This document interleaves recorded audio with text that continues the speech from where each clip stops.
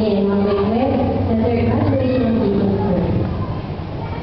By virtue of the power vested in me by the Department of Education, through our school's teacher superintendent, Dr. Manila Pulita, and upon